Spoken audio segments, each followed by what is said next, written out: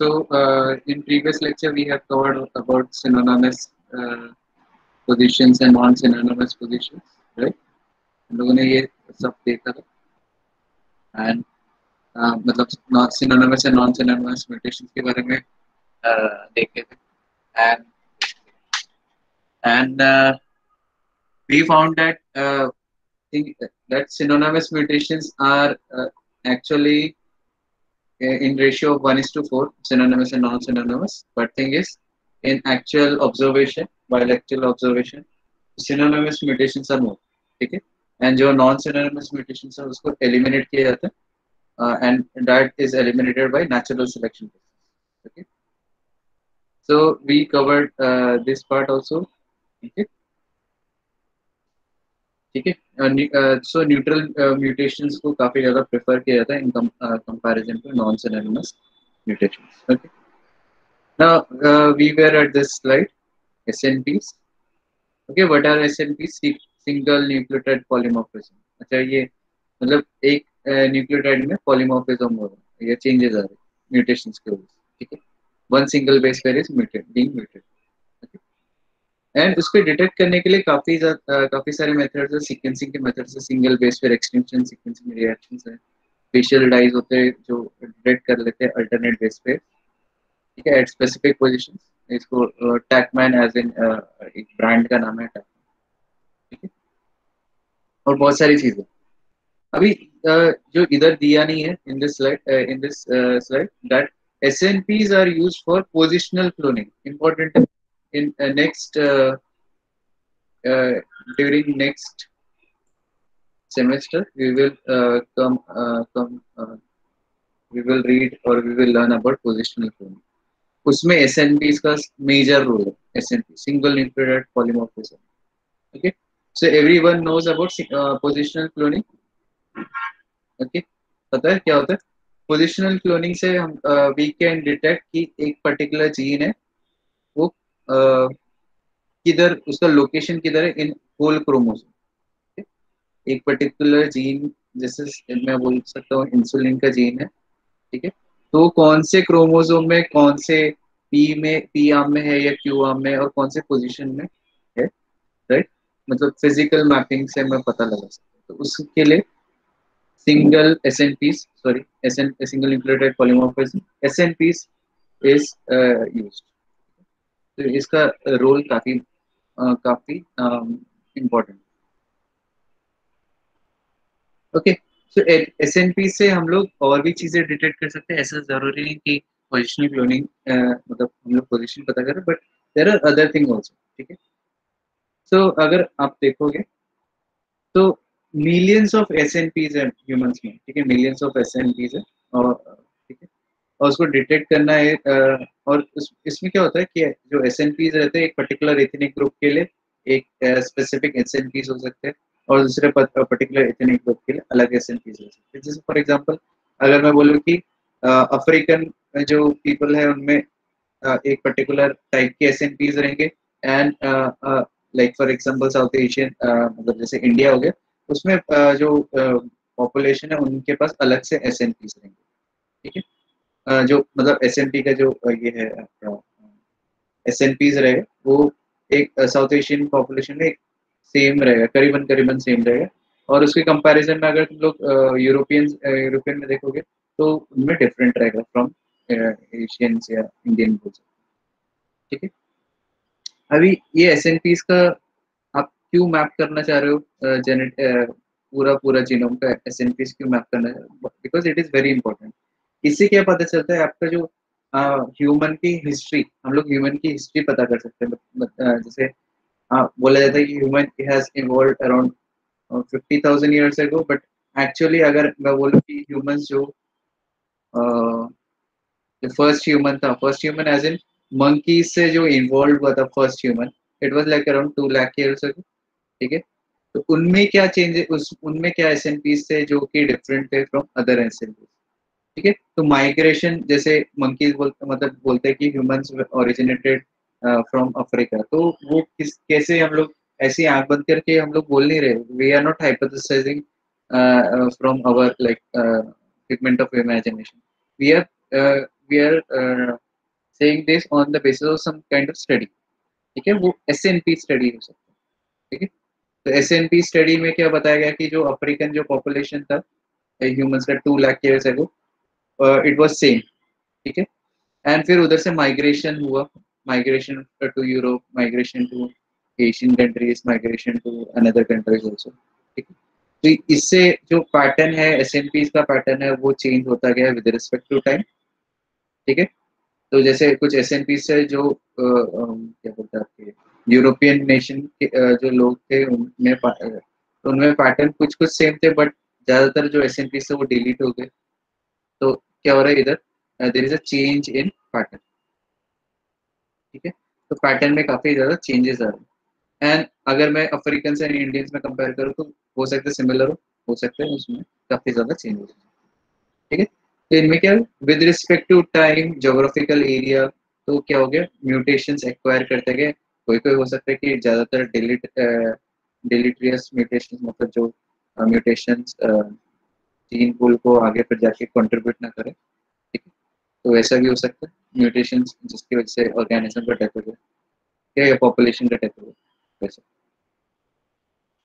ठीक है। तो ये SNPs are is available for research, आपको ओपन एक्सेस है, NCBR में आप सर्च कर सकते हो, ठीक है। तो ये जो SNPs है वो लिंकेज एंड एसोसिएशन स्टडीज के लिए काफी ज्यादा यूजफुल है, linkage and association studies, okay. तो ह्यूमन जेनेटिक ट्रेस जैसे डिजीजेस हम लोग ट्रैक कर सकते हैं, इजीली ट्रैक कर सकते हैं, ठीक है। तो अफ्रीकन में कौन से, मतलब डिपेंड नहीं कर रहा, बट अफ्रीकन में कौन से जो जेनेटिक पैटर्न है वो क्या है, यूरोपियंस में क्या है, इंडियंस में क्या है, ठीक है, ओके। तो मतलब अगर बेसिकली अगर हम लोग डिजीज पैटर्न देखें तो हो सकता है अफ्रीकन एंड इंडियंस में काफी ज्यादा सिमिलरिटी मिले इन कंपैरिजन टू यूरोपियंस। तो ये पैटर्न जो है या लिंकेज है, एसोसिएशन स्टडीज है, वो हम लोग इजीली आइडेंटिफाई कर सकते हैं यूजिंग SNP। तो ओके, सो ऊपर से यार, यस और नो, नो सर, समझ रहे। समझ रहे बाकी लोग? Yes sir. 80 sorry 16 students are there। Yes sir, समझ रहा।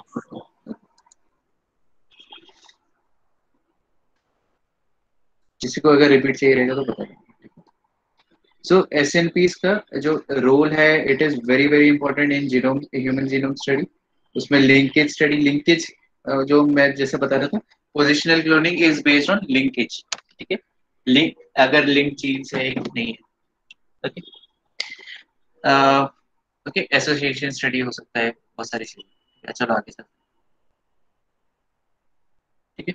तो जैसे मैं बता रहा था evolutionary history of human population के बारे में बात कर रहा था, तो ये SNP डेटा से पूरा का पूरा इजीली पता चल सकता है, ठीक है।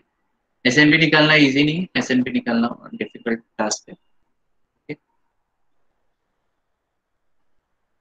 तो जो साइंटिस्ट है, they are working day and night to catalog all SNPs in human gene. जैसे मैंने बताया there are millions of SNPs in human genome, ठीक है। और तो ईच एंड एवरी SNP को मैप करना इज वेरी,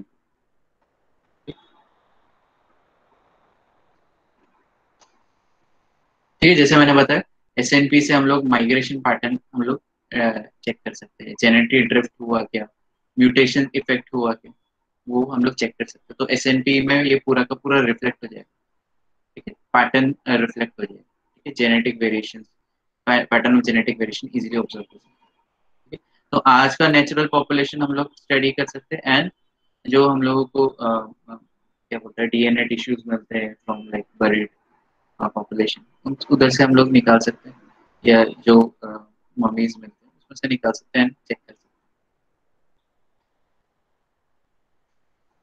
ठीक है। तो इससे तो migration and genetic drift have effect on polymorphism at loci across the entire genome। तो entire genome को affect करता है migration and genetic drift। तो इसको हम लोग फ्रेम एज अ फ्रेमवर्क लेके हम लोग एक पर्टिकुलर लोसाई को स्टडी किया जा सकता है, ठीक है। या जैसे for example genetic disease causing genes को हम लोग स्टडी कर सकते हैं। फॉर एग्जांपल अभी जैसे diabetes is called as lifestyle disease, ठीक है। अभी आप बोलोगे 200 ईयर 300 ईयर पहले, क्योंकि लोग चीनी खाते नहीं थे, राइट, चीनी तभी खाने, ठीक है। We use to have jacket, तो किसी को शायद होता भी नहीं रहा, ठीक है, शुगर का प्रॉब्लम, ठीक है। शुगर का जो शुगर है, it is also type of drug, ठीक है। क्या बोलते हैं आपको, शुगर खाने का ये हो जाता है, बीमारी हो जाता है। तो ज्यादातर क्या होता है कि जब आप if you go for gym gym में अगर आप जाओगे या डाइट में जाओगे या वेट लॉस प्रोग्राम में इन्वॉल्व करोगे, first they will ask you to reduce और reduce the intake of sugar. Okay? Sugar is a kind of drug. ऐसा बोल सकते हैं, okay? And sugar is in I think each and every process को कहीं ना कहीं शुगर मिल ही रही है, एक्सेप्ट फॉर जिधर नमक जाता है वो अलग, ओके। सो अगर तुम लोग डायबिटीज का पैटर्न देखोगे, it was very very very rare in before 200 years ago, like 100 या 200 years ago, बट अभी जो है वो it is like in top top maximum people are affected due to diabetes, heart disease हो गया, diabetes हो गया। तो ये 100 to 200 years अगर आप पीछे जाओगे तो आपको इतने सारे एग्जाम्पल्स नहीं मिलेंगे। तो ये मैं बोल सकता हूँ this might be changing our genetic pattern, ठीक है। एसएनपीज को हम लोग चेंज कर रहे हैं, ठीक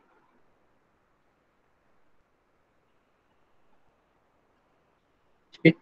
Similarity in the patterns of genetic variation at such target locus with loci across genome would suggest this locus may not be influenced by natural selection. तो अगर जैसे फॉर एग्जांपल अगर मैं बोलूँ कि ओके, साउथ एशियन पॉपुलेशन में India का population और बर्मा, मतलब बर्मा में कर इंडिया में, तो मैं बोल सकता हूँ इंडिया एंड अफगानिस्तान, ठीक है। ये have a वो भी इंडिया के पार्टी था 1800 से 1800 1900 से पहले, ठीक है। तो अगर मैं कंपेयर करूँ तो दोनों के जो पॉपुलेशन है एज इन ह्यूमन पॉपुलेशन है, उसमें एसएनपीज का जो पैटर्न है it would be very much similar. तो इसमें क्या हुआ रहेगा, इसमें हम लोग बोल सकते हैं कि जो इधर ह्यूमंस है अफगानिस्तान में, ह्यूमंस है and humans present in India, they have similar patterns in genetic variation. तो इसमें नेचुरल सिलेक्शन का ज्यादा बड़ा रोल नहीं रहा होगा to eliminate other kind of, natural selection का इतना ज्यादा इफेक्ट नहीं आएगा। But if I compare humans of India and humans of European nation, तो काफी ज्यादा आपको ये मिलेगा, क्या बोलते हैं, वेरिएशंस मिलेंगे उनमें, जेनेटिक वेरिएशंस काफी ज्यादा मिलेंगे। एसएनपी जो चीजें, मतलब एसएनपी जो पैटर्न है वो भी काफी ज्यादा है, ठीक है। तो ये काफी बड़ा चेंजेस रहेगा, उसमें हो सकता है कि काफी ज्यादा जो एसएनपीज है वो डिलीट हो जाएंगे, ठीक है, यूरोपियन। हो सकता है कुछ एसएनपीज प्रिजर्व हो जाएंगे इन इन इंडिया, मतलब एज एन फिक्स हो जाएंगे। तो ये काफी ज्यादा एसएनपी का अगर आप पैटर्न स्टडी करोगे तो इजीली आप पता कर सकते, ठीक है। तो ऐसा भी हो सकता है कि जैसे फॉर एग्जांपल क्या बोल सकता हूँ कि बुक में वो, ओके। सो जैसे स्टार्टिंग में अगर आपको पता है, आपने सुना बंजारा ट्राइब, सुना बंजारा ट्राइब, बंजारा बोलते हैं, यस, सुना है आपने, उनके बारे में सुना है कभी? बंजारा एज इन ट्राइब के बारे में सुना है? सब लोग सो रहे क्या? नहीं सर। हाँ, तो आंसर दो। हाँ सर। ओके, सब सो रहे, ओके, बढ़िया। नहीं okay sir so Banjara tribe क्या होता है, एक मतलब they do not settle at a particular location, ये मूव करते रहते from one location to another, ठीक है। परफॉर्मेंस एज एन जो परफॉर्मेंस परफॉर्मेंस दिखाते हैं अपना, या उनका कोई पर्टिकुलर लोकेशन है, दे मूव। तो ये जो ओरिजिनेट हुआ है फ्रॉम गुजरात एंड राजस्थान, ठीक है।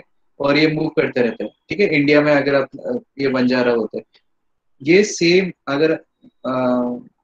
अगर आप मैं बोलूँ, अगर आपको शायद कुछ अलग लगेगा, बट दीज जो बंजारा लोग हैं ये है, these some few part of the that population have traveled across Europe, ठीक है, across Europe ये ट्रैवल कर किया है, and they are part of like European nations, ठीक है। तो ये जर्मनी, फ्रांस एंड ये इधर ये उनका ये इधर जाते रहते हैं, ठीक है। And they don't have passport of any other, मतलब ये ऐसे नॉन सेटलर्स, तो दे माइट बी कैरिंग, जब उनका डीएनए एनालिसिस किया गया तो पता चला कि दे ट्रेस देयर जीनोम और they trace their history back to India, ठीक है। अभी क्या हुआ, यूरोपियन में गए, यूरोप में गए, ऑब्वियसली उनका हिस्ट्री तो काफी 200-300 साल पहले गए रहेंगे। उनके जो नेक्स्ट कितने जनरेशन होंगे, दे might be not knowing about their historical background,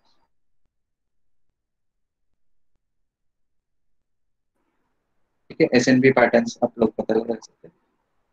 it was traced that they have a very good history in India and particularly in Rajasthan and Gujarat areas, ठीक है। तो उनको बंजारा ट्राइब्स बोलते हैं, यूरोप में उनका नाम अलग है। तो इससे क्या पता चला, माइग्रेशन पैटर्न के बारे में पता चला है, काफी ब्यूटीफुली पता चला। तो जरूरी नहीं मैं ह्यूमंस की बात करूं, migration pattern we can also go for, जैसे वेल्स का माइग्रेशन पैटर्न जबरदस्त रहता है, ठीक है। दे मूव अक्रॉस ओशंस तक क्रॉस करते हैं, ठीक है। तो उनके नेक्स्ट जनरेशन हम लोग वी कैन ट्रेस बैक, ठीक है। तो वेल्स के जो वेल्स कैसे कैसे माइग्रेट कर रहे हैं, जैसे हम लोग बोल सकते हैं कि due to increase in temperature, तो जो तो waves can migrate into further into north pole also, ऐसे बोल रहा हूँ हाइपोथेटिकली, नॉर्थ या साउथ। ओके, सो ये हम लोग we can trace migration pattern.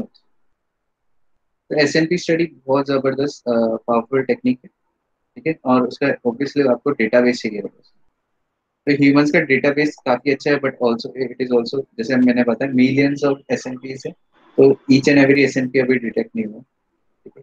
उसको फिर सीक्वेंसिंग से आप पता लगा सकते, ओके। तो एसएनपी से हम लोग को क्या पता चल रहा है, जैसे दिखा रहेगा, demographic history, migration and जेनेटेड mutation pattern, क्या चेंजेस आए हैं वो भी हम लोग को पता चल सकता है, ओके।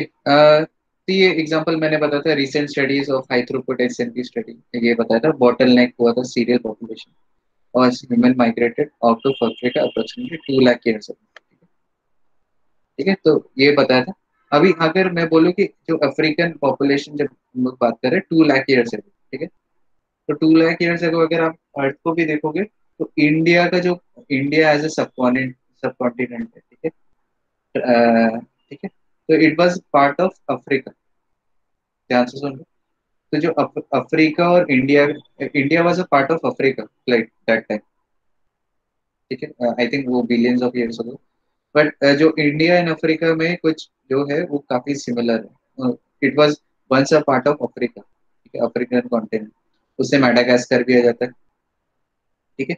तो ये जो इंडियन प्लेट है, ये मूव टुवर्ड्स एशिया, और वो क्या हुआ जब एशियन कंट्रीज, मतलब एज इन जो चाइना है उससे टकराया, तो क्या हुआ उधर आपके क्या हुआ उधर, माउंटेन्स खड़े हो गए, and mountains was Himalaya, and obviously जो इंडियन प्लेट है, it is moving towards north, ठीक है, by 4 to 5 centimetre each year, ठीक है। इसकी वजह से क्या हो रहा है, जो आपका जो एवरेस्ट का जो या हिमालयन रीजन रेंज है, उसका जो हाइट है, इट इज ऑल्सो इंक्रीज, क्योंकि प्रेशर इधर से है, ठीक है। सो एक एक काम करते हो, बताओ। बट सर अफ्रीका और अभी इंडिया तो बहुत दूर है, तो पहले हाँ इतना इंडिया कैसे अफ्रीका का पार्ट लाइक हाँ, तो था? अगर आप उसका हिस्ट्री देखो, अर्थ का हिस्ट्री देखो, आपको समझेगा। आपको समझेगा, क्लियरली समझेगा। आप आपको सर हाँ इतना यस। तो सुना था कि जो अभी एशियन कंट्रीज जो है, जो अभी इंडिया के आसपास वाले, वो सब पहले एक जैसे ही था पूरा, हाँ वो सो पता है। हाँ लेकिन वो ये पता नहीं है, पता बट कि फिर इंडिया अफ्रीका। एक्चुअली जो इंडियन प्लेट है इट मूव टुवर्ड्स या एक मिनट रुको रुको, बहुत लोग हाथ ऊपर कर रहे हैं। यस प्रणील बोलो। हो ऐसा आज क्या था। हाँ, तो इंडिया सब कॉन्टिनेंट, इंडियन सब एशियन सब कॉन्टिनेंट कहते हैं ना इसके लिए। हाँ एक्चुअली जो बिकॉज ये ऐसे बोलते हैं कि ये बिकॉज ऐसे ऑफ शेप, एक शेप में ही था, लैंड मास वाज सिमिलर हाँ सेम। और फिर क्या हुआ, वो टूटा। और फिर उसमें से जो अफ्रीकन मेन जो अफ्रीकन अभी जो कॉन्टिनेंट है, ठीक है, ये एक ही लैंड मास था पहले, ऐसा बोला जाता है। और फिर वो इसमें काफी सारे मतलब जैसे अर्थक्वेक्स होते हैं, उसमें क्या होता है, लाइनिंग्स होता है। तो ये इसके वजह से क्या हुआ, ये प्लेट्स अलग हो गए। तो जो मेन प्लेट था, मतलब अब जो अभी करंट अफ्रीकन प्लेट है, मतलब अफ्रीकन ऐसे है ना कुछ ऐसा, ठीक है। और जो इंडियन था, इंडियन प्लेट है, वो इधर से राइज हुए। ठीक है? तो ये जो इंडियन प्लेट है वो इधर इधर आके टकराया, ठीक है। ये इधर आके माइग्रेट किया। जब इधर आके माइग्रेट किया तो क्या हुआ, इधर जो हिमालयन रेंजेस नहीं थे ऑब्वियसली, ये इधर हिमालयन रेंजेस खड़े हो गए, क्योंकि ये प्लेट इधर से टकरा है इंडिया। अभी एक चीज और भी बोली जाती है, ये मैंने बहुत मतलब एक एक 1 ईयर बैक स्टडी किया, मतलब मैंने आर्कियोलॉजिकल न्यूज पढ़ रहा था। सो इट सम ऑफ बोल देता है अफ्रीका में। तो इसमें क्या बोल रहा है, जो ये अफ्रीकन है नेशन एंड इंडियन नेशन है, ठीक है। बहुत बड़ा बना दिया, एंड ये इधर ऑस्ट्रेलिया है, ठीक है। तो इधर क्या बोला जाता है, they have found some land mass जो कि इंडिया, अफ्रीका एंड ऑस्ट्रेलिया, ये तीनों को कनेक्ट कर ऐसा। And this was part of India, ठीक है। क्योंकि क्या है, जो इधर कुछ एनिमल्स है वो इंडिया में पाए गए एंड ऑस्ट्रेलिया में पाए गए, ठीक है। और ये एनिमल्स इतने छोटे हैं कि अगर ये इधर से इधर ट्रैवल करके आए तो ये तो इधर बहुत सारा जंगल है, इधर मारे जाएंगे, इधर डिजर्ट है अच्छा खासा, ये सब मारे जाएंगे क्योंकि डिजर्ट वो सह नहीं पाएंगे। एंड ऑब्वियसली ये तैर के तो इधर नहीं जाने वाले, ठीक है। तो one of the archaeological evidence pointed out कि देयर इज सम नेशन, मतलब नेशन एज इन इंडिया का ही पार्ट था वो, ठीक है। और ये कनेक्ट कर रहा था एज इन नॉर्थ इंडिया, ये पूरा का पूरा नॉर्थ इंडिया, और ये south India as in south southern part of India, ठीक है। और ये अफ्रीका को कनेक्ट कर रहा था, ऑस्ट्रेलिया को कनेक्ट कर रहा है। And due to some event, natural disaster हो सकता है कि ये पूरा का पूरा सबमर्ज हो गया, ठीक है। ये पार्ट सबमर्ज हो गया, समझ रहे हैं। Yes sir. सो तो इसमें आप इसके आर्टिकल्स पढ़ सकते हो, बहुत इंटरेस्टिंग है। तो मतलब ये हाइपोथेसिस अच्छा है।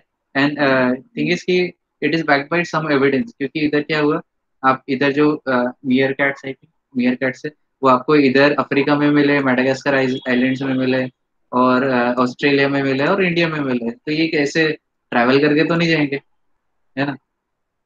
और इधर से इधर ट्रैवल करके तो नहीं जाएंगे, ठीक है। पॉइंट है सर। Yes, ठीक है। तो इसके बारे में आप पढ़ सकते, चेक कर सकते, चेकआउट कर सकते हो, न्यूज बहुत इंटरेस्टिंग आर्टिकल था। तो इधर आ जाते हैं वापस। तो इसमें जैसे बताया, अफ्रीकन जो अफ्रीकन है, human migrated out of Africa approximately 2 lakh years ago, ठीक है। तो अगर high throughput S&P detection method use करें यूरोपियंस में भी, ठीक है, उनमें सेम पैटर्न है, बट उनमें ज्यादातर जो है डिलीटरियस म्यूटेशन से, मतलब काफी ज्यादा जो पैटर्न थे वो डिलीट हो चुके हैं, okay, comparison to African ancestral African individual,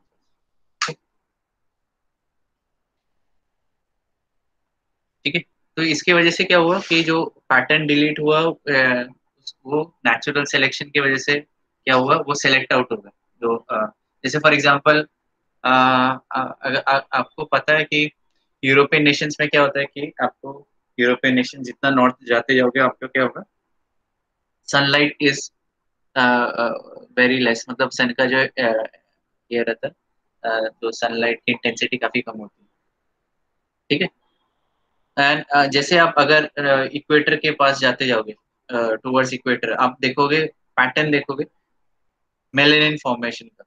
ठीक है, मैं मेलेनिन फॉर्मेशन का बोल रहा हूँ। ठीक है, तो मेलेनिन में मतलब क्या होता है, स्किन कलर। तो जितना ज्यादा आप इक्वेटर के रीजन के तरफ जाते जाओगे तो क्या होगा, आपको जो स्किन कलर है it will be consisting more of, या skin will be more of melanin content. तो मेलेनिन कंटेंट ज्यादा है। तो मेलेनिन कंटेंट क्यों ज्यादा है, अभी आप बोलोगे इक्वेटर रीजन में सबसे ज्यादा धूप गिरता है। ठीक है, जो इंटेंसिटी सन की इंटेंसिटी काफी ज्यादा है, और जो मेलेनिन है वो यूवी से प्रोटेक्शन प्रोवाइड। ध्यान से सुनो, मेलेनिन जो है जितना ज्यादा मेलेनिन रहेगा उतना ज्यादा यूवी से प्रोटेक्शन। ठीक है, और जितना कम मेलेनिन रहेगा उतना यूवी से प्रोटेक्शन कम रहेगा। ठीक है, अभी यूरोपियन नेशंस में क्या है, मेलेनिन कंटेंट इज लेस ना। अभी क्या होता है, ऑब्वियसली सनलाइट आल्सो प्रोवाइड, ये एक्टिवेट करता है vitamin D production in our body. तो अगर मेलेनिन कंटेंट ज्यादा रहेगा यूरोपियन नेशंस में तो उनको क्या होगा, विटामिन डी एक्टिवेटेड नहीं मिलेगा। तो उनमें क्या हुआ, नेचुरल सिलेक्शन की वजह से क्या हुआ, नेचुरली। ठीक है, मैं माइग्रेशन पैटर्न की बात नहीं कर रहा हूँ, नेचुरली जो डार्क मेलेनिन कंटेनिंग इंडिविजुअल्स है वो नेचुरली सेलेक्ट आउट हो गए, मतलब निकाल दिए। ठीक है, जेनेटिकली ये निकाल। और जो क्या बोलते हैं, जो इनके पास मेलेनिन कंटेंट कम था उनको सेलेक्ट नहीं किया गया। ठीक है, अगर अफ्रीका में देखो, अफ्रीका में क्या है, जिनका मेलेनिन कंटेंट ज्यादा है उनको ही सेलेक्ट इन किया। ठीक है, और जिनका मेलेनिन कंटेंट कम है आपको उधर दिखेंगे नहीं, तो वो सेलेक्ट आउट होगी। ठीक है, समझ रहे? यस, हाँ, कुछ पूछना पूछो। Yes Sanjivani. No sir, I didn't say anything. आपने बोला ना कि मेलानिन कंटेंट यूरोपियन कंट्रीज में कुछ होगा, तो I said it they will be having less ना।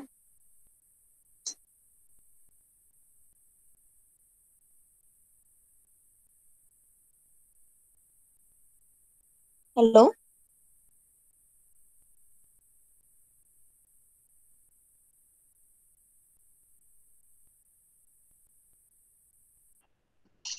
Okay okay, am I just सुनाई दे रहा यस सर। है? Okay, thank you. सो मैं वो बोल रहा था कि melanin content is not about, क्या बोलते हैं, उसका एक फंक्शन है मेलेनिन। ठीक है, स्किन में मेलेनिन का एक पर्टिकुलर फंक्शन है, यूवी से प्रोटेक्शन देना। ठीक है, इट इज नॉट अबाउट वो क्रीम व्रीम का एड वैड लगाते रहो और इतना भी क्रीम लगाओ सब वो। ठीक है, आप अमेरिकन में जाओगे एंड यूरोपियन नेशंस में जाओगे, उनके पास टैनिंग का क्रीम रहता है इंस्टेड ऑफ गोरेपन का। ठीक है, तो टैन करते हैं अपने आप को, टैन अगर आप देखोगे तो वो लोग टैन का क्रीम लगाते हैं पर मंथ के हिसाब से। ठीक है, तो उनको इंडियंस जैसे दिखना है एंड इंडियंस को यूरोपियन नेशंस के जैसे दिखना है। तो नेचुरली नहीं होना चाहिए। नेचुरली अगर आप देखो तो it should not be case, you have to be adapted to your environment. नहीं तो फिर आपका नेक्स्ट जनरेशन सेलेक्ट आउट हो जाएगा। ठीक है, समझ रहे? तो मेलेनिन कंटेंट इज, इसका एक फंक्शन है। मेलेनिन कंटेंट एक फंक्शन।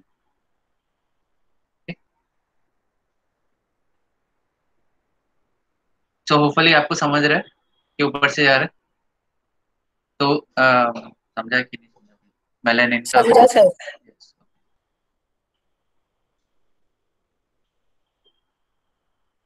Yes.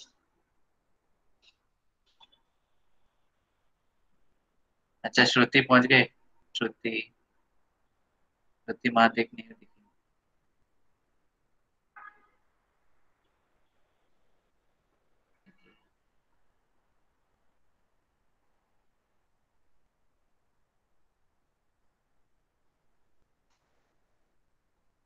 ओके।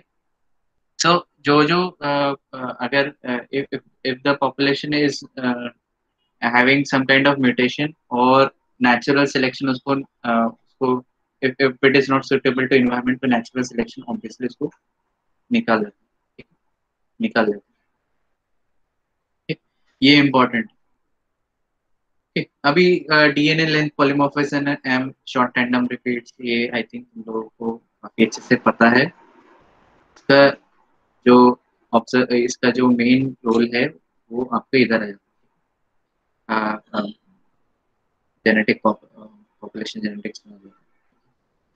तो ऑब्वियसली तुमको पता है डीएनए लेंथ पॉलीमॉर्फिज्म मतलब म्यूटेशंस होते हैं तो आपके रिस्ट्रिक्शन साइट क्रिएट होते हैं, डिस्ट्रॉय होता है, लॉस होता है, ठीक है। एसटीआर मतलब शॉर्ट टैंडम रिपीट्स क्या होते हैं, जो रिपीट्स है जैसे A R A R A R A R, ये क्या हो गया, टैंडमली रिपीटेड हो गए, ठीक है। A R A R A R A R, ये टैंडमली रिपीटेड हो गए, इसलिए इसको एसटीआर, ठीक है। वीएनटीएस मतलब 6 न्यूक्लियोटाइड्स के ऊपर रहेगा तो वीएनटीएस।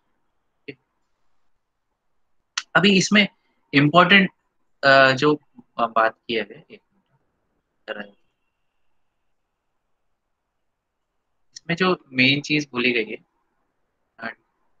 तो आपको जो एस टी आर पैटर्न्स और इसमें क्या बोलते हैं, S T are and are F L पे पैटर्न्स मिलते हैं, and this is very different, ठीक है। आर एफ एल पैटर्न हो गया, एस टी आर पैटर्न हो गया, this is very different from population to population, ठीक है। बहुत जबरदस्त चेंजेस, बट जो ये R F L P and S T R का पैटर्न है, it is found mostly in introns. क्यों इंट्रॉन्स, एक्सॉन्स में क्यों नहीं? यस, इंट्रॉन्स में सबसे ज्यादा पाया गया आर एफ एल पी का patterns, different patterns, and S T R का वेरियस पैटर्न, बट एक्सॉन्स में बहुत रेयरली मिला। क्यों? क्योंकि सर एक्सॉन्स एक्सप्रेस होते हैं और इंट्रॉन्स डिलीट होते हैं ना। यस, एकदम करेक्ट बोल रहे हो। सो हाँ, एकदम करेक्ट जा रहा हो। तो इंट्रॉन्स में अगर चेंजेस भी आया तो प्रोटीन में रिफ्लेक्ट होगा क्या? नहीं। समझ रहे? इंट्रॉन्स में क्या हो रहा है, इंट्रॉन्स में चेंजेस आ रहे हैं, ठीक है, इंट्रॉन्स में चेंजेस आ रहे हैं, है ना, बट वो आपके प्रोटीन्स में रिफ्लेक्ट होगा at the protein level, detect हो नहीं, ठीक। और जैसे मैंने बताया आर एफ एल पी और एसटीआर में जैसे कुछ एक्सॉन्स में आपको चेंजेस दिख जाएंगे, but these might be selected by natural selection, ठीक है। नेचुरल सिलेक्शन से वो सेलेक्ट हो जाता है, ठीक है। अगर वो बेनिफिशियल रहेगा या न्यूट्रल रहेगा, ध्यान से सुनो, अगर वो बेनिफिशियल रहेगा या न्यूट्रल रहेगा, ठीक है। अगर वो क्या बोलते हैं, अगर बेनिफिशियल नहीं रहेगा, अगर नेगेटिव इफेक्ट दिखाएगा, तो नेचुरल सिलेक्शन, अगर एक्सॉन्स में अगर चेंजेस आते हैं तो नेचुरल सिलेक्शन इसको रूल आउट कर देता है, मतलब इसको निकाल देता है। ये जो जी नेक्स्ट जनरेशन में जीन पूल को कंट्रीब्यूट ही नहीं करने, ठीक है। सो आपको जो ज्यादातर जो चेंजेस दिखेंगे वो इंट्रॉन्स में आपको are F L P and S T are patterns के डिफरेंट पैटर्न्स दिखेंगे, एक्सॉन्स में फिर रेयरली दिखेगा। एक्सॉन्स में रेयरली कब दिखेगा, अगर जो म्यूटेशन इवेंट हो रहा है, if it is a neutral event, और if it is providing some kind of advantage, added advantage. जैसे फॉर एग्जांपल अगर मैं बोलूँ ये एक पर्टिकुलर प्रोटीन बना रहा, ठीक है, ओके, टी सेल डेवलपमेंट का प्रोटीन जनरेट कर रहा है, ठीक है, एक्सॉन, ओके। तो फॉर एग्जांपल अगर मैं देखता हूँ इसमें म्यूटेशन ही नहीं हो रहा, नो म्यूटेशन, ऑब्वियसली क्या हो रहा है, ये नॉर्मल चलता रहेगा, ठीक है, नॉर्मल आपका प्रोटीन जनरेट करता है, ठीक है। इधर नेगेटिव इफेक्ट, ठीक है, नेगेटिव इफेक्ट एक और हम लोग नेगेटिव इफेक्ट दे रहा है, तो क्या होगा, ये क्या हो जाएगा, नेचुरल सिलेक्शन इसको सिलेक्ट आउट कर देगा, निकाल देगा, जीन पूल से निकाल देगा।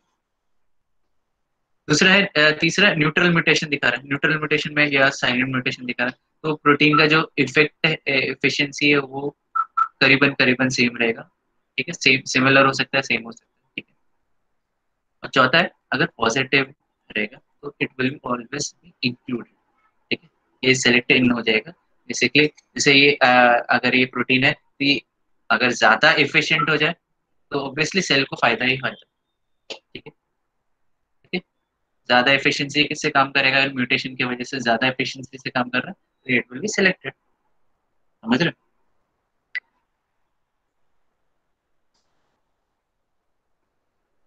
Yes, okay. सो ये इम्पोर्टेंस है। प्लस जो हम लोग आगे जो पढ़ने वाले, ये भी इम्पोर्टेंट है। तो म्यूटेशन ज्यादातर जो होता है वो इंट्रॉन्स में होता है, और जो जैसे फॉर एग्जांपल ये स्टार्ट स्टार्ट कोडॉन है, ये स्टॉप कोडॉन है। इंट्रॉन्स में म्यूटेशंस होते हैं, मतलब आपको पैटर्न्स दिखाई देंगे।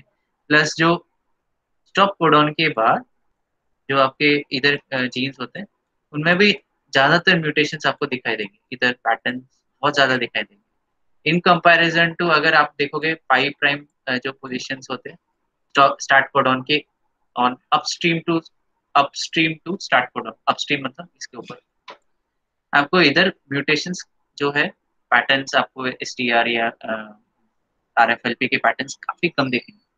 ठीक है, ज्यादातर सिमिलर रहेगा। क्यों सिमिलर रहेगा? बिकॉज इधर आते हैं आपके रेगुलेटरी रीजन्स, और रेगुलेटरी रीजन्स में अगर म्यूटेशंस होते हैं तो ऑब्वियसली आपके जीन्स प्रोड्यूस नहीं होने, मतलब एक्सप्रेस नहीं होने।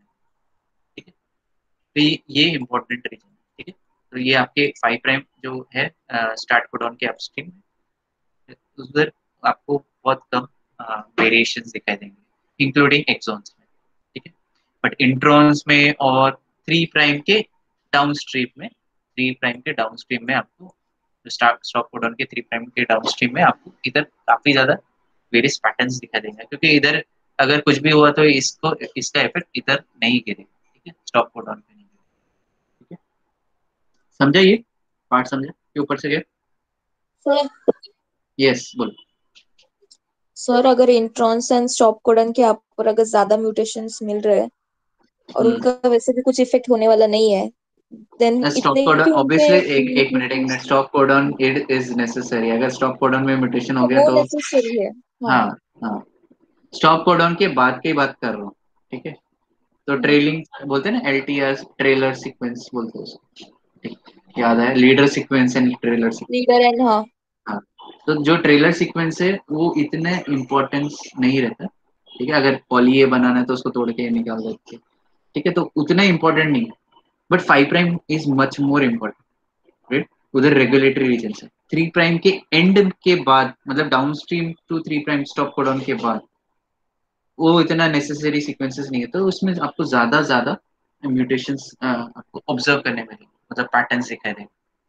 ठीक है, तो इंट्रॉन्स और ये 3 प्राइम के इधर एंड में, मतलब स्टॉप कोडॉन के बाद में काफी ज्यादा RFLPs एंड STRs के पैटर्न्स दिखाई देंगे in comparison to exons and regulatory regions में आपको काफी कम चेंजेस दिखाई देंगे, पैटर्न्स बहुत कम दिखेंगे। यस, किसी को पूछना कुछ?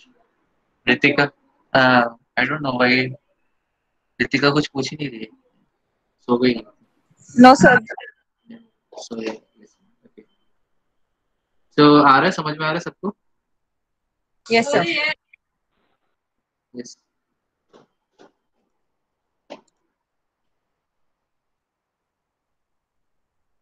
ठीक है। तो इधर आपको जो पैटर्न्स है, ये आपके जो इंट्रॉन्स हो गए, एक्सॉन्स हो गए, ठीक है, जिधर भी हो गए, इधर इंसर्शन एंड डिलीशंस के पैटर्न्स आपको दिखाई दे सकते। बट ये क्या होता है, इंसर्शन एंड डिलीशन, ये याद रखो, insertion and deletion causes frame shift mutation. ठीक है, तो हो सकता है कि ये फ्रेम शिफ्ट म्यूटेशन पूरा का पूरा चेंज कर सकते हैं, बट इसको इंडेल्स बोले जाता है, शॉर्ट फॉर्म में इंडेल्स। ठीक है, समझ रहे हैं इंडेल्स क्या होता है? एक मिनट, इधर आ जाता है। Insertion, deletion. ठीक है, इंसर्शन, डिलीशन, तो इसको इंडेल्स बोले जाते हैं शॉर्ट फॉर्म में। ठीक है, इंसर्शन, डिलीशन। ठीक है, तो इसको वन वर्ड में अगर आप बोलो तो इंसर्शन डिलीशन को इंडेल्स बोला जाता है। ठीक है, ओके। सो कोडिंग रीजन्स में आपको देख सकते हैं इंसर्शन एंड डिलीशन, उसकी वजह से हो सकता है पैटर्न में चेंजेस आ सकते हैं। वो अगर न्यूट्रल या पॉजिटिव इन्फ्लुएंस कर रहे तो अच्छा है।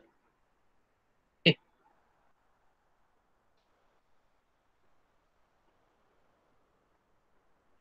ओके, तो इधर आ जाते हैं हम लोग। इधर एक एग्जांपल भी है।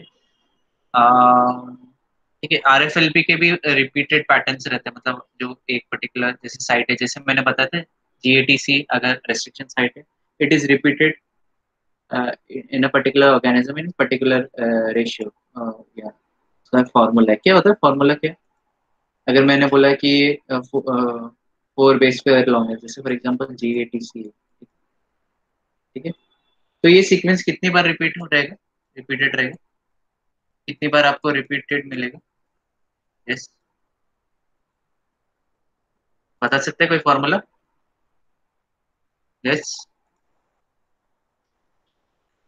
संजीवनी, रितिका, ऋतुजा। सर 1/4 इज वाला ना? हाँ करेक्ट, 1/4:n।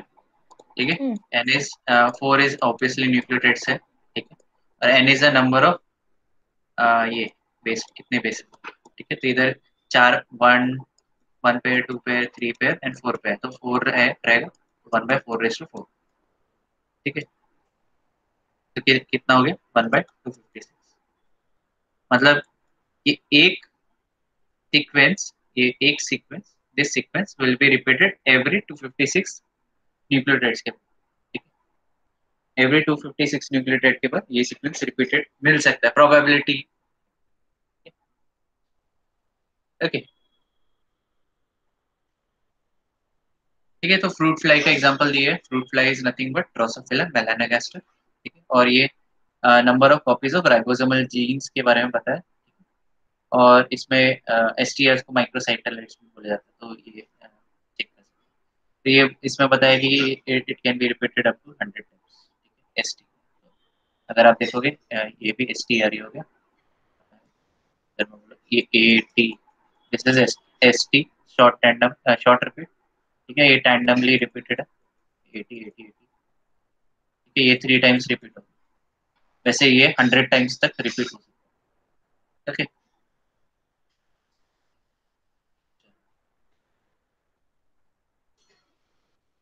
अभी इधर आए, इंटरेस्टिंग फैक्ट है, फैक्टॉइड आ रहा है आपका, 8000 एसटीआरस हैव बीन मैप्ड। कितना? 8000, छोटा मोटा आंकड़ा नहीं, बहुत बड़ा।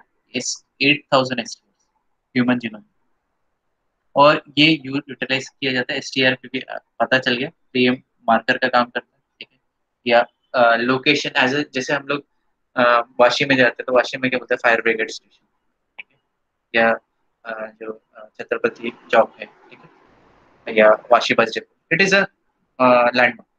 वैसे एसटीआर को लैंडमार्क की तरह यूज किया जा सकता है, एंड जेनेटिक मैपिंग के लिए जबरदस्त उसको यूटिलाइजेशन हो सकता है एसटीआर। वैसे एसएनपीस का भी होता है, एसएनपीस का इसलिए हम लोग पोजीशन यूटिलाइजेशन। ओके, या हम लोग ह्यूमंस में ज्यादातर जेनेटिक मैपिंग किसके लिए करते हैं? जेनेटिक डिसऑर्डर फाइंड आउट करने के लिए। कौन से जीन्स एक पर्टिकुलर जेनेटिक डिसऑर्डर से या जेनेटिक डिजीज से लिंक, वो फाइंड आउट करने के लिए ज्यादातर यूज किया। ओके, जैसे मैंने पहले बताया कि around 5000 genes have been identified, and उसका पूरा स्टडी किया है, और बोला जाता है 30,000 genes are present in humans.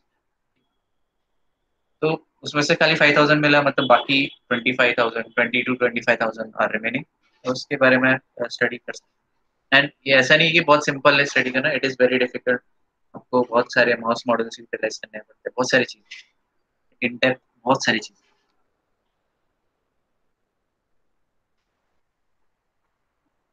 Okay, सो और जब भी हम लोग जेनेटिक वेरिएशन के बारे में स्टडी करते हैं, तो ऑर्गेनिज्म के बारे में हम लोग को कुछ पता नहीं रहता कि जीन सीक्वेंस क्या है। जैसे फॉर एग्जांपल अगर न्यू माइक्रो ऑर्गेनिज्म है, तो उसका जेनेटिक आपको, न्यू ऑर्गेनिज्म है तो उसका आपको जेनेटिक स्टडी करना पड़ेगा, उसका सीक्वेंस करना पड़ेगा, उससे आपको पता चलेगा कि क्या क्या है क्या नहीं है, एंड बहुत सारे बायो इन्फॉर्मेटिक्स आपको हैंडल करना पड़ेगा। ठीक है, तो ये S T R are the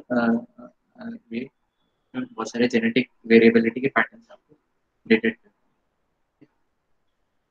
चलो मेन आ जाते हैं अभी नेक्स्ट टॉपिक पे, forces that change gene frequency in population. Important आ गए। इंपॉर्टेंट एस्पेक्ट आ गया हम लोग को। फोर्सेस, अभी कौन से फोर्सेस हो सकते हैं? हम लोग ने ऑब्वियसली जो एजम्पशंस में डाले थे, अगर आपको हार्डी-विनबर्ग लॉ अभी भी याद है, 5 एजम्पशंस थे, राइट? है ना? 5 एजम्पशंस में जो फोर्सेस के नाम बोले आपके, म्यूटेशंस हो गए, माइग्रेशन हो गए, ठीक है? तो ये सारे फोर्सेस है, ओके। एंड इससे कैसे gene frequency of population change होता है उसके बारे में पता है, ठीक है? ओके, सो आगे चलते हैं। ओके, तो पॉपुलेशन में बहुत सारे वेरिएशन, नेचुरल पॉपुलेशन बहुत सारे वेरिएशन, और हम लोगों ने कुछ ही इवोल्यूशनरी फोर्सेस को पढ़ा है जो क्या बोलते हैं, जबरदस्त इन्फ्लुएंस करते हैं ऑन जेनेटिक वेरिएशन, ठीक है?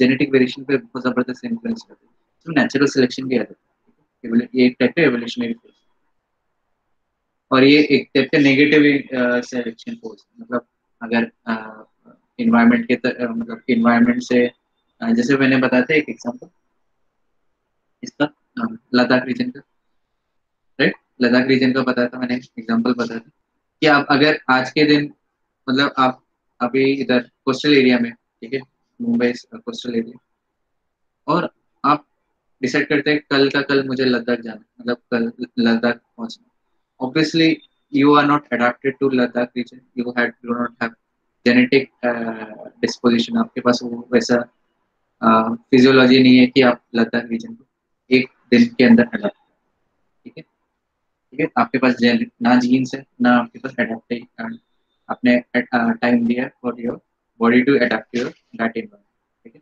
आपको बहुत प्रॉब्लम है, ठीक है? हो सकता है आप 30% टाइम आप बेहोश हो जाए, क्योंकि 30% 30% लेस ऑक्सीजन पॉसिबल। सो जैसे मैंने वो एग्जांपल जो है वो काफी ज्यादा अच्छा है, क्योंकि अभी जो जेनेटिक स्टडी चल रहा है, दे जो जेनेटिक्स पॉपुलेशन जेनेटिसिस्ट है, they are working on this Ladakh people, ठीक है? जो हाई माउंटेनियस एरिया में रहते हैं, दे कैन क्लाइम इजीली, ठीक है? वो अच्छे से क्लाइम कर लेते हैं, उनके स्टैमिना ज्यादा रहता है, right? And they also work very efficiently under low oxygen concentration, ठीक है? और ऑब्वियसली जब मैं हाई माउंटेनियस एरिया की बात कर रहा हूँ, they are well adapted to low temperature, ठीक है? आप लोग इधर 20 डिग्रीज पे चादर ओढ़ लेते हैं, 15 डिग्री में चादर ओढ़ लेते हैं, वो 4 डिग्रीज में भी शायद ना हो, 4 डिग्रीज में 10 डिग्रीज पे भी नहीं हो, ठीक है? ओके, तो काफी ज्यादा वेरिएशन, ठीक है? तो वो जैसे मैंने प्रीवियस लेक्चर में भी बताया था, they are being like qualified as a super human on physical, okay. तो जो मेन क्वेश्चन था हम लोगों ने इतने सारे देखे, एग्जांपल्स देखे, right? What maintains this variation किस वजह से मेंटेन होता है, ठीक है? और इसके बारे में कुछ मॉडल्स के बारे में बताया गया, और कुछ एग्जांपल्स, इंटरेस्टिंग एग्जांपल्स आएंगे आगे जाके, ठीक है? और हम लोगों ने ये देखा ना, हार्डी-विनबर्ग लॉ में 5 अजम्पशंस रहते हैं, राइट? तो अगर पॉपुलेशन लार्ज हो, इनफाइनाइटली लार्ज हो, ठीक है, रैंडमली मेट करता हो, free from mutation, migration and natural selection हो, ठीक है, तभी वो एक ही पर्टिकुलर जो एलीलिक फ्रीक्वेंसी है और जो इन्फ्लुएंस करता है जेनेटिक फ्रीक्वेंसी को, वो कांस्टेंट ही रहने वाला, सेम ही रहने वाला, frequency will remain same for, वो सेम ही रहने वाला, बट एक्चुअली होता है कि पॉपुलेशन लार्ज होता है कि आप अगर जैसे मैंने कुछ एग्जांपल्स दिए थे, आइलैंड के एग्जांपल्स दिए थे, तो आइलैंड में क्या होता है, पॉपुलेशन काफी कम होता है, ठीक है? ठीक है, एंड पॉपुलेशन लार्ज की जगह स्मॉल हो गया, रैंडमली मेटिंग नहीं होता, ठीक है? और फ्री फ्रॉम म्यूटेशन, मतलब म्यूटेशन इवेंट होता ही रहता है, एंड ये हम लोग एक पर्टिकुलर जीन के बारे में बात कर रहे थे, बट ओवरऑल अगर देखा जाए तो we are exposed to mutagenic events, mutagenic agents all over. Okay. तो और ऑब्वियसली नेचुरल सिलेक्शन तो क्या होता है, जो पॉपुलेशन फ्रीक्वेंटली है स्मॉल, मेटिंग में भी non random, mutation, migration and natural selection में effect। तो इसमें क्या हो जाता है, ऑब्वियसली आपके जो एलिलिक फ्रीक्वेंसी है एंड जेनेटिक फ्रीक्वेंसी पूरा का पूरा चेंज हो जाएगा, जो जीन पूल ऑफ पॉपुलेशन क्या हो जाएगा, इवॉल्व होगा। ठीक है, अगर एलिलिक फ्रीक्वेंसीज चेंज हो रहे हैं तो जो जीन पूल है पॉपुलेशन का वो इवॉल्व होगा। ठीक है, ठीक है, in response to the interplay of this process, मतलब क्या होगा, माइग्रेशन हो रहा है या नेचुरल सिलेक्शन हो रहा है या म्यूटेशन हो रहा है, तो इनके बीच में कैसे इंटरप्ले हो रहा है, मतलब कैसे इनके बीच में कोऑर्डिनेशन बैठ रहा है, या नेचुरल सिलेक्शन हो सकता है पूरा का पूरा जीन पूल ही उड़ा दे। ठीक है, और चांस का इफेक्ट आ रहा है, व्हाट इज चांस, उसके बारे में भी हम लोग देखेंगे चांस क्या होता है। ओके, तो इनके बीच में इंटरप्ले होने की वजह से क्या होता है, एक पर्टिकुलर एलील सेलेक्ट आउट हो सकता है या सेलेक्ट इन हो सकता है। ठीक है, देखो, तो ये पॉपुलेशन अगर स्मॉल रहेगा, मीटिंग नॉन रैंडम रहेगा, म्यूटेशन इवेंट या माइग्रेशन या नेचुरल सिलेक्शन होता रहेगा, तो ऑब्वियसली वो हार्डी विनबर्ग लॉ नहीं अप्लाई होगा वो। ठीक है, हार्डी विनबर्ग लॉ जो रहेगा वो नल एंड वॉइड रहेगा। ठीक है, वो उधर यूटिलाइजेशन ही नहीं होगा। तो हम लोग को फोर्सेस के बारे में पता करना पड़ेगा कि कौन से फोर्स की वजह से क्या चेंजेस और किधर चेंजेस आ रहे हैं। ठीक है, वो भी पता लगाना इज वेरी इंपॉर्टेंट। ठीक है, तो इवोल्यूशन हो रहा है अभी, रोल ऑफ इवोल्यूशनरी, मतलब 4 इवोल्यूशनरी प्रोसेस है, mutation, genetic drift, migration and natural selection. ठीक है, और इसमें चांस का एडिशनल इफेक्ट आता है। चांस क्या होता है आपका, जैसे फॉर एग्जांपल मैंने एक आइलैंड का बताया था, उसमें फॉर एग्जांपल 10 ह्यूमन बींग्स है, उसमें 5 लोग के पास ब्राउन आइज है, 5 लोग के पास ग्रीन आइज। ठीक है, और एक टाइफून आता है और 5 लोग मारे जाते हैं और 5 लोग सारे ब्राउन आइज वाले होते हैं। ठीक है, तो अभी क्या होगा, अभी जो 5 लोग बचे वो सब ग्रीन आइज वाले। ठीक है, ऑब्वियसली उनका जो नेक्स्ट जनरेशन रहेगा it will be green eyes. ठीक है, ब्राउन आइज वाला जो जीन था, अली था, वो लॉस हो गया जीन को। ठीक है, होपफुली तुम लोग को वो एग्जांपल याद रहेगा। ठीक है,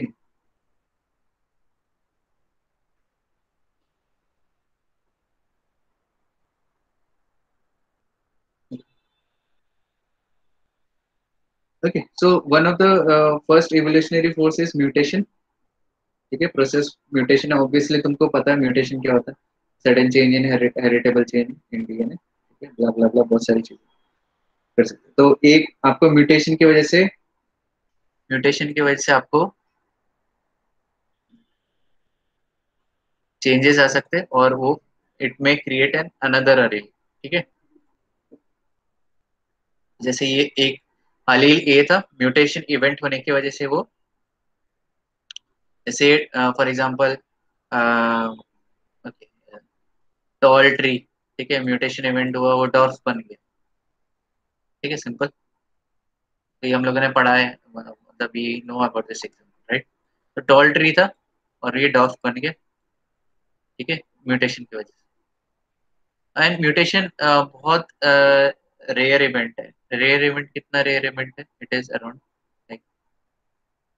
लैक्स में एक बार हो जाता है, 10,000 बोल सकता हूँ, 10,000 में। ठीक, 10,000 में एक बार अगर होगा तो वो म्यूटेशन हो जाएगा। ठीक है, तो जब भी म्यूटेशन होता है तो it is called as forward mutation. याद है कि फॉरवर्ड म्यूटेशन, जैसे फॉर एग्जांपल ये वाइल्ड टाइप था, टॉल टॉल का जीन। ठीक है, और म्यूटेशन इवेंट हुआ और ये डॉर्फ बन गया। ठीक है? तो ये क्या हो गया आपका, क्या हो गया, फॉरवर्ड म्यूटेशन। Forward mutation. अभी इसका रिवर्स गिनो, तो रिवर्स में क्या होगा कि जो स्मॉल ए टू कैपिटल। हाँ, क्या बोलो, यस, किसी ने कुछ बोला, किसी को कुछ पूछना है, पूछ लो भाई। नहीं, sorry sir, I was just saying कि small a to capital is reverse one. हाँ, okay, thank you. So basically इधर क्या हो रहा है कि आपका जो इधर डॉर्फ है, और डॉर्फ में वापस एक म्यूटेशन है। ठीक है, एंड ये back, it is back to wild type. Sequence में चेंजेस आ सकते हैं, हो सकता है वो सीक्वेंसेस सिमिलर है टू टॉल जी, ठीक है, तो उसका जो फिनोटाइप रहेगा वो टॉल रहेगा, ठीक। तो जैसे फॉर एग्जांपल ये म्यूटेशन हो रहा है, ये फॉरवर्ड म्यूटेशन हो रहा है, उसको मैं यू से, स्मॉल यू से अगर इसको बोलूँ रिप्रेजेंट करूंगा, तो रिवर्स म्यूटेशन को मैं वी से रिप्रेजेंट कर सकता हूँ, ठीक है। तो अभी ये देखो, जैसे फॉर एग्जांपल 1 लाख का पॉपुलेशन, ठीक है, 1 लाख का पॉपुलेशन, 1 लाख का पॉपुलेशन है, ओके। एंड उसमें से मैंने क्या बताया, 10,000 लोगों में एक जो है म्यूटेशन इवेंट होगा, फॉरवर्ड म्यूटेशन, ठीक है। फॉरवर्ड म्यूटेशन इवेंट में मतलब कितना हो गया, 1 लाख में सॉरी 1 लाख में कितना हो जाएंगे, 10। तो ऐसे 10 इंडिविजुअल्स रहेंगे जो डॉर्फ हो गए, ठीक है, मैं प्लांट्स की बात, ओके। बट अगर रिवर्स म्यूटेशन देखा जाए तो रिवर्स म्यूटेशन भी 1 in 10,000 रहेगा, है ना, म्यूटेशन का डबल म्यूटेशन हो रहा है, ओके। तो ये कब होगा, इसका ऑब्वियसली ये 1 in 1000 आपको मिल जाएगा, 1 in 1000, ऑब्वियसली 10 है तो 10/10,000 हो जाएगा, ठीक है, 10/10,000 होगा, है ना। इसमें 1/1000 इंडिविजुअल्स में आपको 1,000 में एक इंडिविजुअल ऐसा हो सकता है कि वो रिवर्स कर, या 10,000 में एक इंडिविजुअल हो जो रिवर्स कर, ठीक, ओके, जो फॉरवर्ड इमिटेटेड है, तो ऑब्वियसली इधर 10 है तो ऑब्वियसली इधर आपको काफी कम रेशियो मिलेगा, ठीक है। तो रिवर्स म्यूटेशन होने के चांसेस काफी रेयर हो जाते हैं in comparison to forward mutation, तो क्योंकि जैसे 1 लाख पॉपुलेशन है तो उसमें आपको 10 इंडिविजुअल्स फॉरवर्ड म्यूटेशन वाले मिल जाएंगे, बट इन 10 इंडिविजुअल्स में भी ऐसा बोला गया 10,000 में से एक रिवर्स म्यूटेशन होगा, ये तो 10,000 तो नहीं है ना, 10 इंडिविजुअल्स है, हो सकता है नेक्स्ट, या बहुत सारे लोग हैं, अगर मैं करोड़ों लोग की बात करूं तब आपको इधर रिवर्स म्यूटेशन का इफेक्ट दिखाई दे सकता है, ठीक है। तो ऑब्वियसली फॉरवर्ड म्यूटेशन की probability is much much more than in comparison to reverse reverse mutation, ठीक है, समझाइए ऊपर से गए समझा सर। का? हम्म।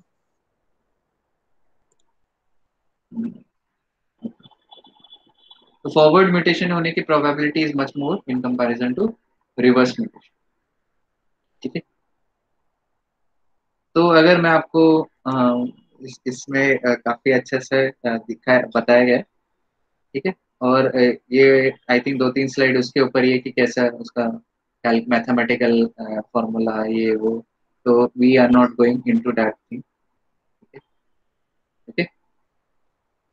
तो जैसे इधर दिखाया है म्यूटेशन कौन से चीजें उसके होते हैं, बहुत सारे चीजें, इन्वायरमेंटल फैक्टर्स हो गए, केमिकल्स हो गए, रेडिएशन हो गए, इन्फेक्शियस डिजीज हो गए, एजेंट्स हो गए, ऑब्वियसली इन्फेक्शियस बायोलॉजिकल एजेंट से भी आपका म्यूटेशन इवेंट होता है, राइट, है ना, yes, do you agree on that, biological agents also cause mutation, yes और नो?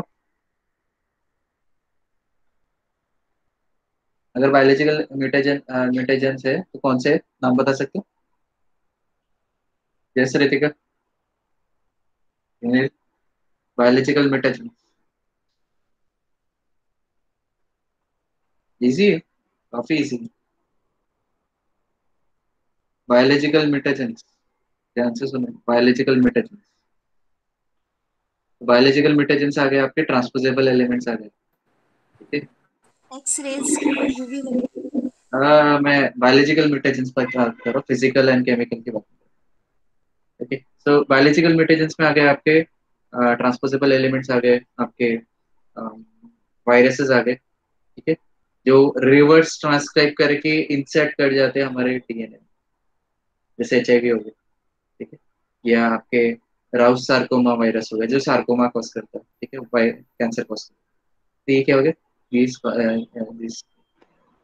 कॉजेस म्यूटेशन, ठीक है, एडिशन म्यूटेशन कॉज कर रहा है, वायरस का पूरा डीएनए अंदर एंटर मार रहा है अपने जीन, ऑब्वियसली वो एडिशन म्यूटेशन कॉज कर, ठीक है।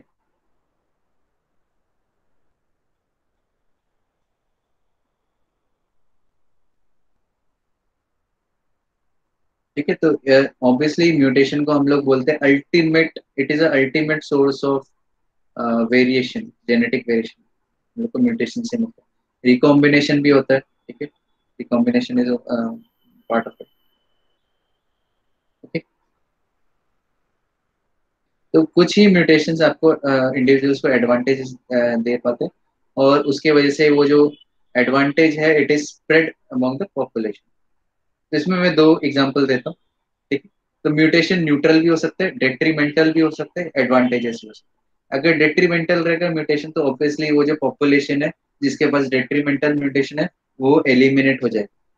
ध्यान से सुनो, जिसके पास डेट्रीमेंटल म्यूटेशन है मतलब उसको नेगेटिवली इन्फ्लुएंस कर रहा पॉपुलेशन को, तो पॉपुलेशन ही नेचुरल सिलेक्शन के थ्रू निकल जाएगा, ऑब्वियसली वो खुद ही मर जाएगा, ठीक है। अगर न्यूट्रल रहेगा तो कोई इफेक्ट नहीं दिखेगा, ठीक है, तो वो रह जाएगा। एडवांटेजेस रहेगा तो बहुत अच्छा चीज, ठीक है। एग्जाम्पल बहुत जबरदस्त है इधर, ध्यान से देखो। फार्मिंग का एग्जाम्पल है, और फार्मिंग में क्या कहते हैं कि जो फार्मर्स है, अभी जो मॉडर्न फार्मर्स बोलते हैं, जो केमिकली इन्फ्लुएंस्ड फार्मर्स है, वो क्या करते हैं इंसेक्टिसाइड, पेस्टिसाइड और ये और वो सब केमिकल्स डाल डाल के जो सॉइल है उसको खराब कर दिया। तो इसमें आपका क्या हो गया, इतना भर भर के डाला है कि डीडीटी, ओके आपने सुना है डीडीटी के बारे में, इट इज एन इंसेक्टिसाइड। और इंसेक्ट्स के, ये इंसेक्ट्स क्या हो गए जो ऑब्वियसली, जैसे फॉर एग्जांपल आपने इधर क्या हुआ, आपने फार्मिंग में जैसे डीडीटी डाला, ये इंसेक्टिसाइड है, ठीक है, और आपने स्प्रे कर दिया, ठीक है। 100 इंसेक्ट्स में से 90 इंसेक्ट्स मारे गए, ठीक है, 90 इंसेक्ट्स मारे गए, ठीक है, ये किल हो गए। बट आपके कुछ 10% प्रोबेबिलिटी में बता रहा हूँ, ठीक है, 10% बच गए, ठीक है ना। These have some kind of mutation towards DDT, मतलब कितना भी डीडीटी डालो आपको ये 10% मरेंगे नहीं, ठीक है। अभी इनमें इनब्रीडिंग होगा, ठीक है, तो नेक्स्ट पॉपुलेशन क्या हो जाएगा, it will contribute to 100% population, right. ये तो एलिमिनेट हो गया ना, जीन पूल से निकल गया ये। अभी ये क्या हो गया, ये it will comprise of 100% population, right. तो ये पूरा का पूरा 100% पॉपुलेशन रहेगा। अभी कितना भी डीडीटी डालो ये इंसेक्ट्स मरेंगे नहीं, है कि नहीं, समझ रहे। Yes sir.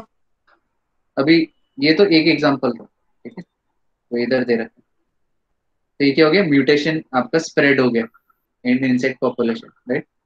ऑब्वियसली जब नया जनरेशन आएगा तो वही डीएनए आपका पास ऑन हो रहा है, म्यूटेटेड डीएनए, ऑब्वियसली उनके जो प्रोजेनीज रहेंगे सब के सब डीडीटी को रेजिस्ट कर पाएंगे।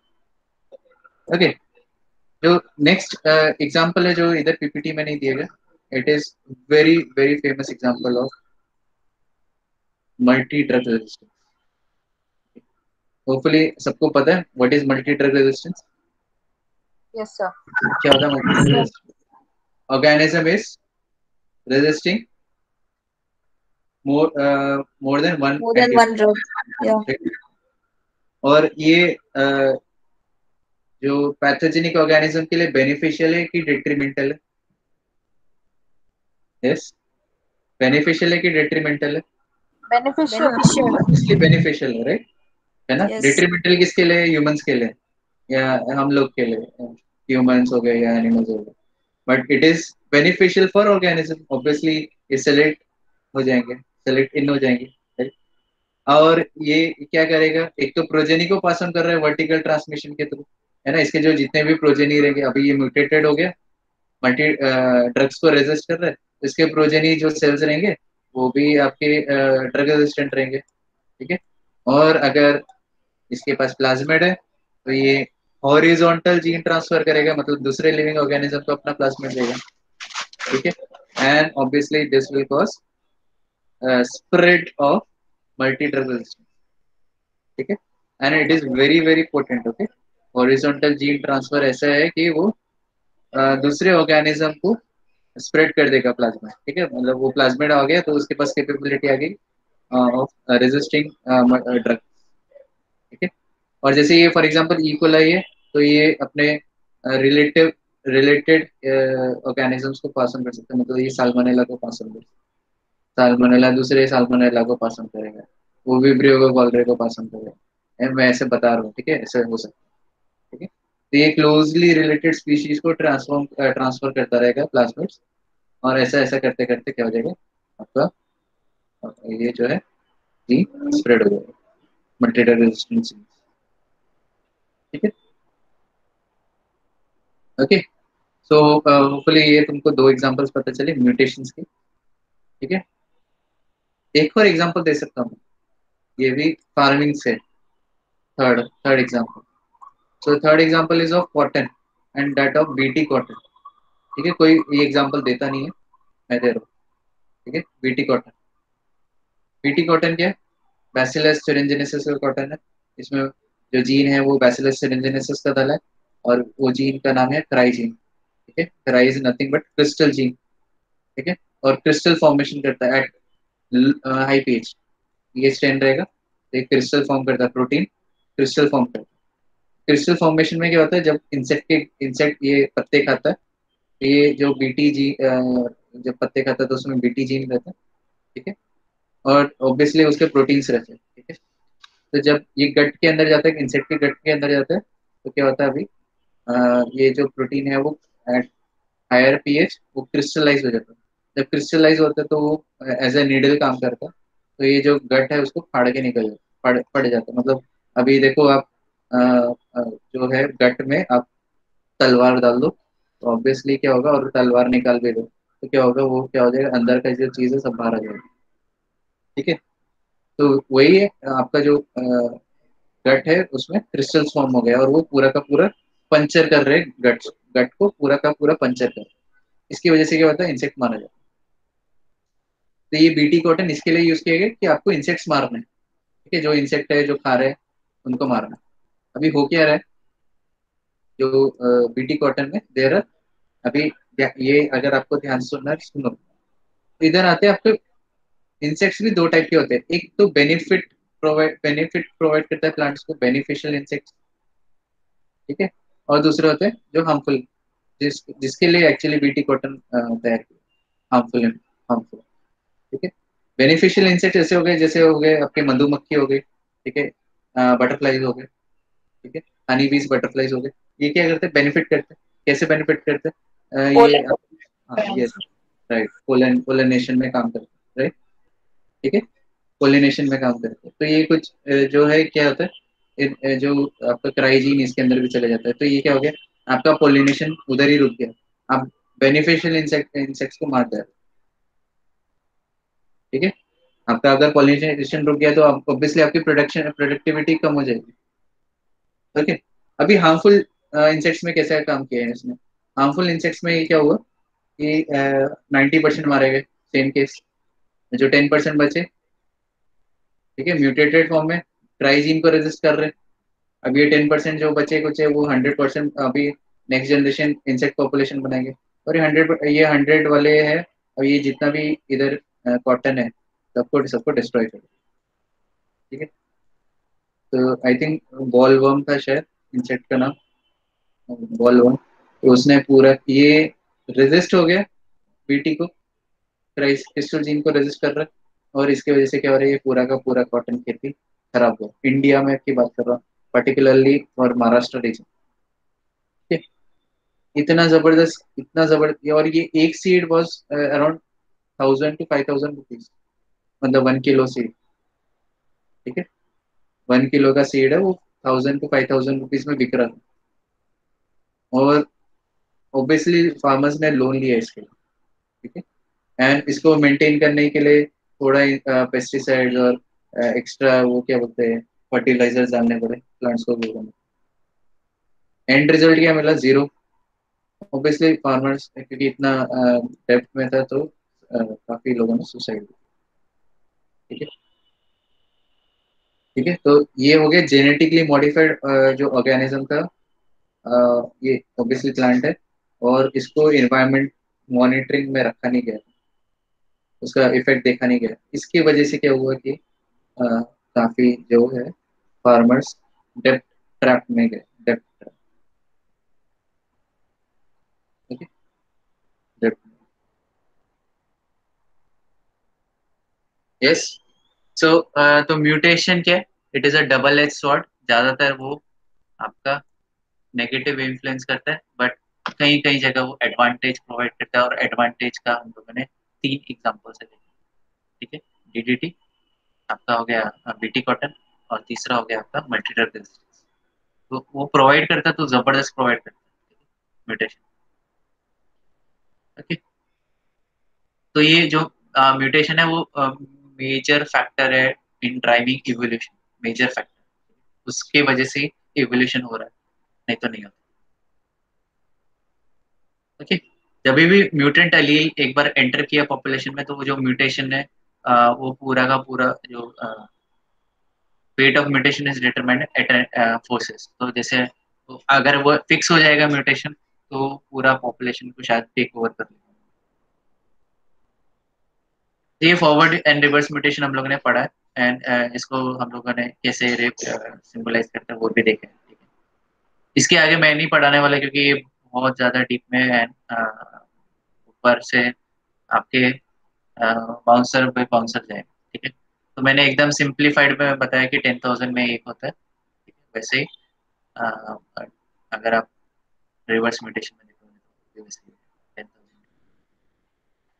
तो ये एल्जेब्रा है, ब्ला ब्ला है, तो आपको पढ़ना का पढ़ सकते हैं। ठीक, ये भी वही है। ठीक है, तो